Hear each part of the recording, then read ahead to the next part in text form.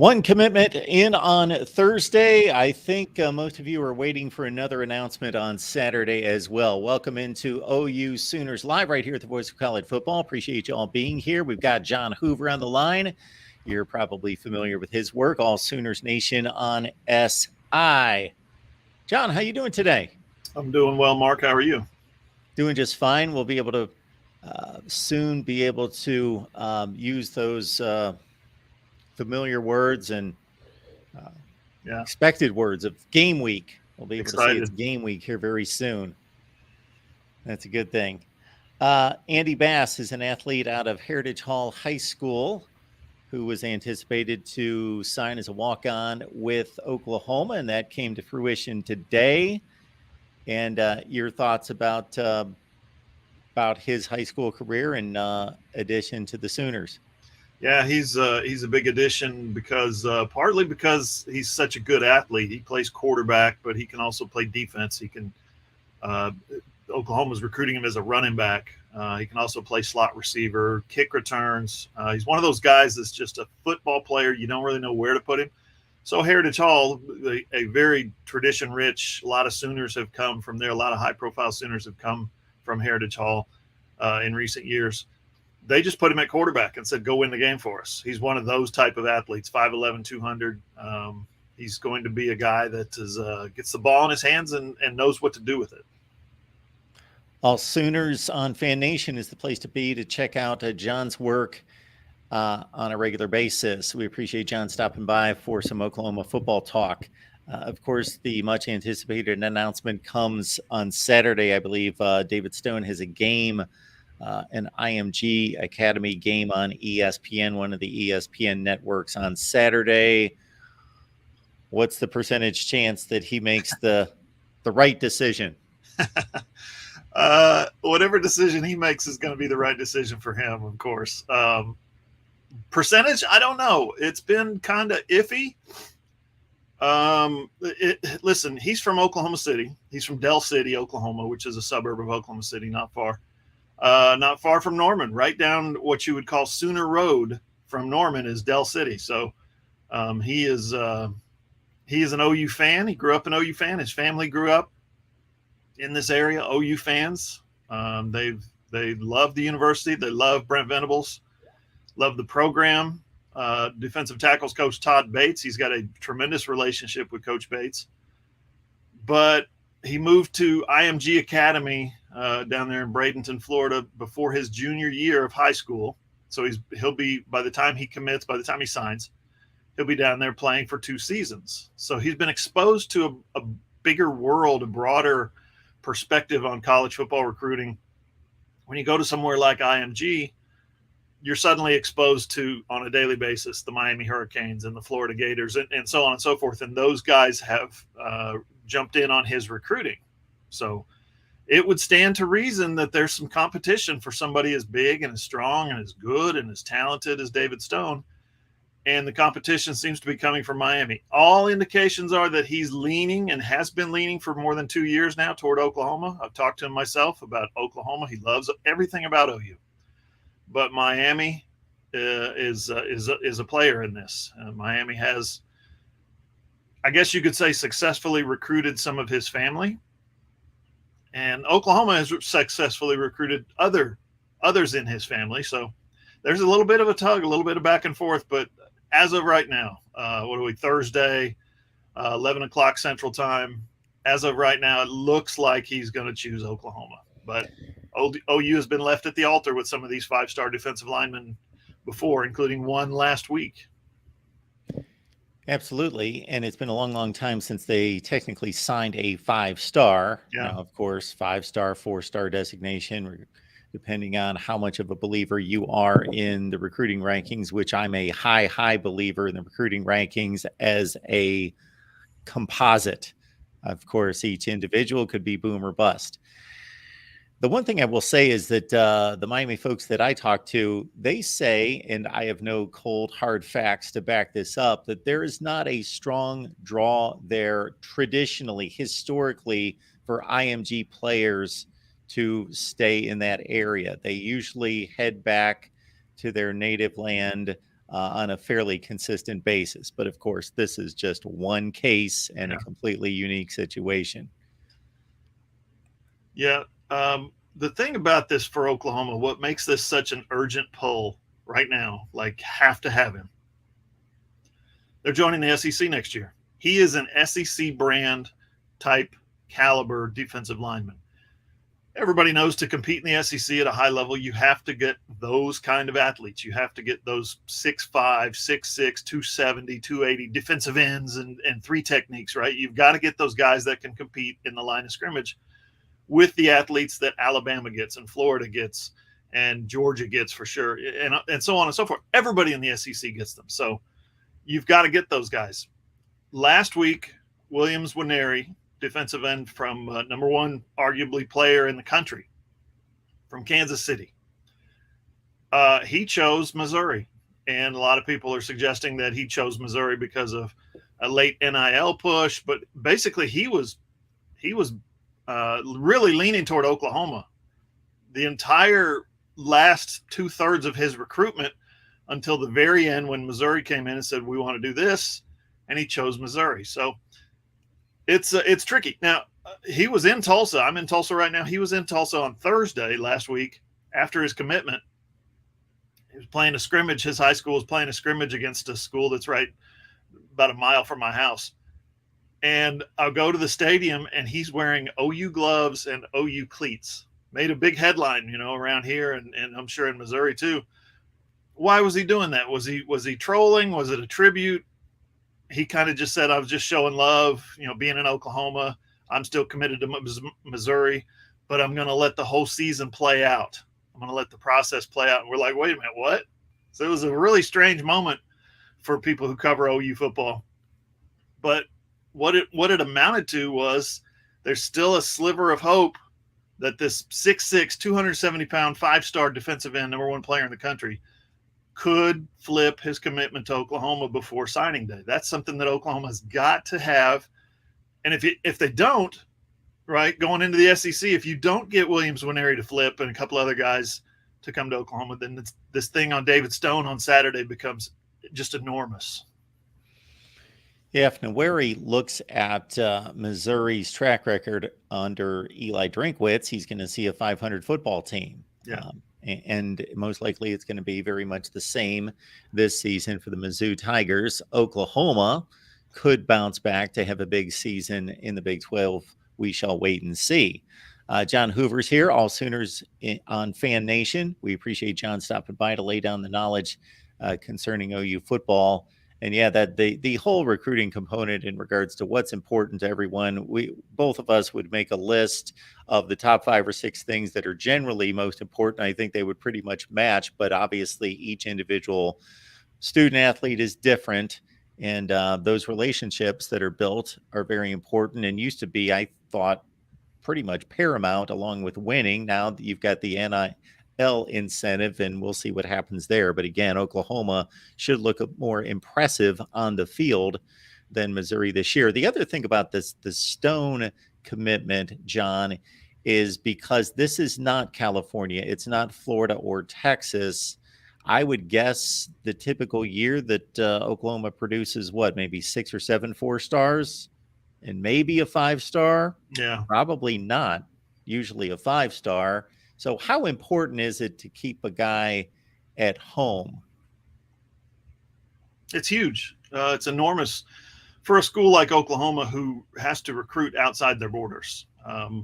We joked about it yesterday on our podcast, but you can call it the John Hoover rule because it just popped into my head. There's a rule in Missouri. They signed it into law recently, last month, I believe, where if you sign or commit to or arrange a financial agreement with the university in the state borders, you can start receiving NIL money September 1st of your senior year. Pretty cool. That's a great idea. We're presuming that Texas is going to do that. We're presuming that a lot of states are going to follow suit and try to do that. If I'm Oklahoma, I'm saying if you're a Texas kid and you sign with Oklahoma, you can start getting NIL money your senior year, September 1st. Oklahoma has to recruit that way. They've always had to recruit that way. Go back to Bud Wilkinson saying that He wanted to circle a 350-mile radius or 300-mile radius around Norman, Oklahoma. That includes a lot of Texas, and they've done that, and they've made a college football blue blood legacy off of recruiting Texas. So they have to continue to do that. So you're not going to find, like you said, you're not going to find a ton of guys out of the state of Oklahoma, but when they're here, such as David Stone, when they're here, really ramps up the urgency to recruit those guys. There's two that have committed to Oklahoma right now. Michael Patterson McDonald's is a defensive back, and Xavier Robinson is a running back. They're from Oklahoma City area. They're old friends with David Stone. So they're recruiting David Stone really hard to come to Oklahoma. And there's others that are close by that are actually on the team right now that are, making a push for him. So they're trying, full court press, right? They're doing everything they can to try to get this kid. And there's another possible X factor, Jaden Jackson, a 4-star defensive tackle from IMG. He is already committed to Oklahoma. Word is, just rumors, there's not been confirmed, but word is David Stone is the one who convinced him to come to Oklahoma out of IMG. And so now David Stone is, if he's really truly considering Florida or Miami or whoever, Alabama's the latest one to make a late push for David Stone. Maybe Jaden Jackson is the one that's recruiting David Stone to Oklahoma. You know what I mean? It's kind of goes, I guess, hand in hand. But they're friends, and that's something that he's having to rely on, or maybe not rely on, something he's using as a tool is his friendship and relationship with a lot of those players. Folks, speaking of NIL, we just dropped a video over on the national channel. We had a conversation with Senator Joe Manchin of West Virginia. He is proposing NIL legislation along with Tommy Tuberville. Had a conversation with him. It just dropped a couple hours ago, so go check it out. Got John Hoover here from All Sooners on Fan Nation. That's the place to be to check out John on a daily basis. We appreciate John stopping by. And of course, it's only 9 days to kick off. John, anything in particular that you think needs to be decided between now and then in regards to any position battles, and maybe even not for a starting job, any guys that in the 2 deep that's still yet to be figured out? There's still some competitions that are ongoing. I think Woody Washington is a starting cornerback. He's got 3 years starting experience. On the other side of the field, they lose a couple of guys who started last year. So there's an open competition at the other corner spot. You can't go into Big 12 play without knowing who your starting cornerback is, right? So that's going to be important. I think they've locked down the left guard. The other 4 offensive line positions were pretty much locked up. They've isolated the left guard position, and it looks like it's going to be a junior out of Duncanville, Texas, Savion Byrd. But I think the big question that a lot of fans here, and it's related to the position that he plays. The big question a lot of fans here have: how much is 5-star quarterback Jackson Arnold going to play this year?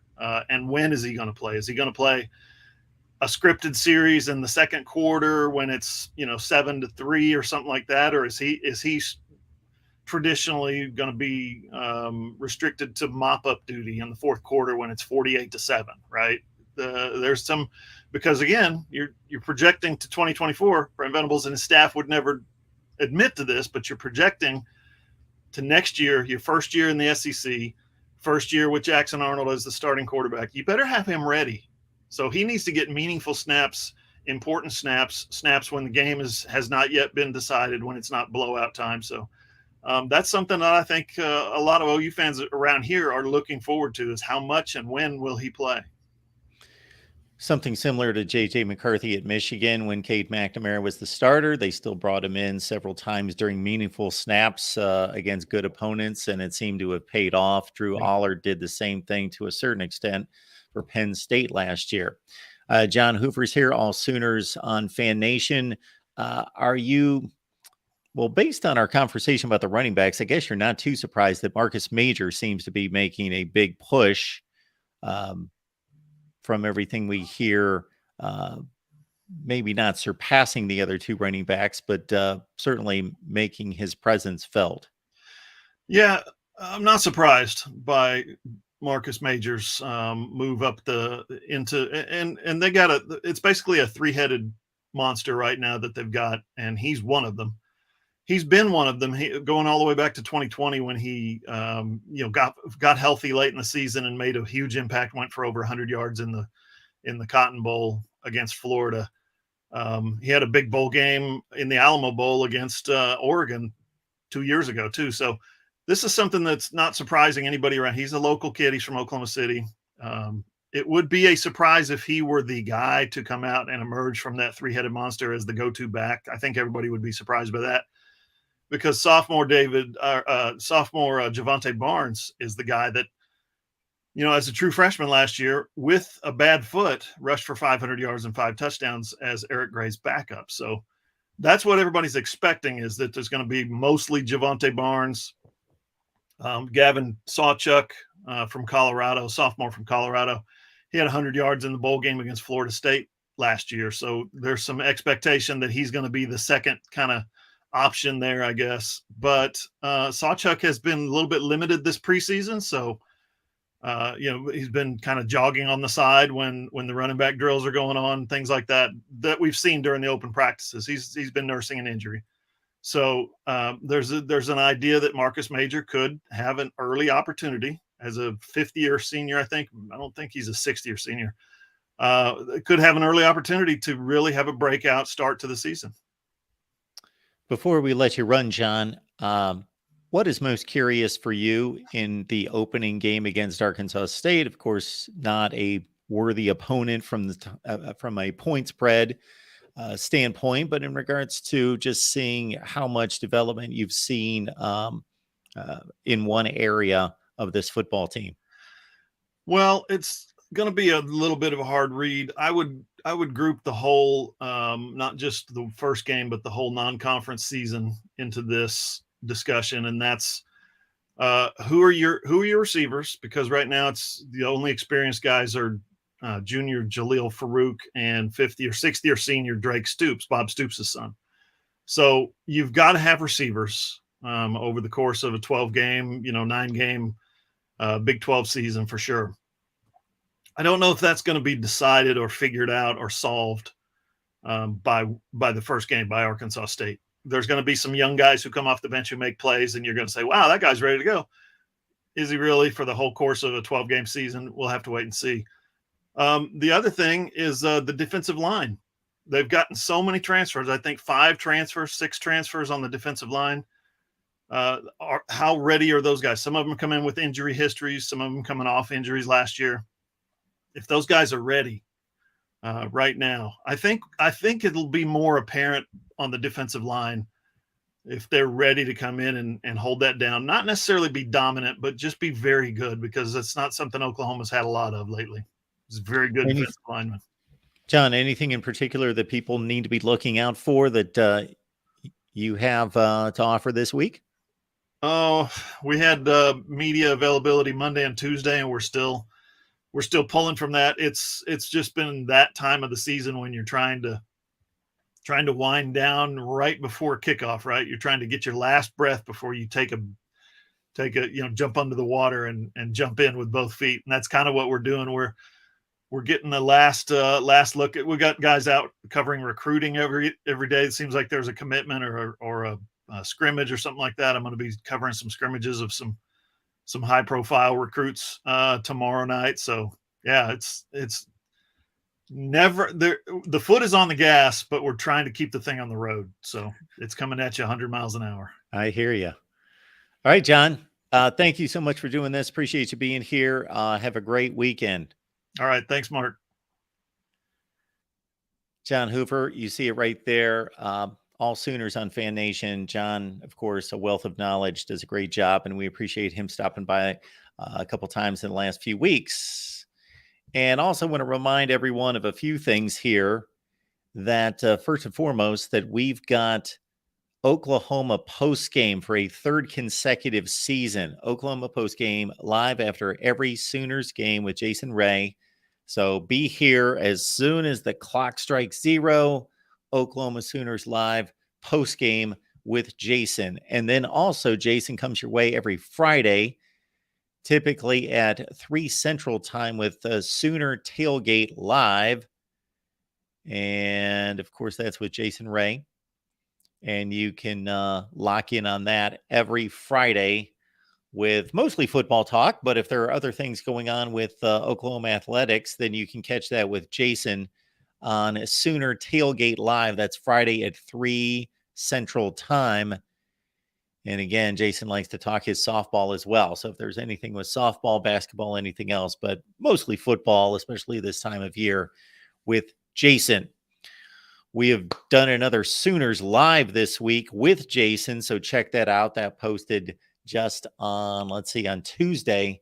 So just 2 days ago. So we've hit you hard with Oklahoma football coverage this week with 2 Sooners Live and also Sooner Tailgate coming up on Friday. Keep in mind, we've got a Big 12 channel that we just launched.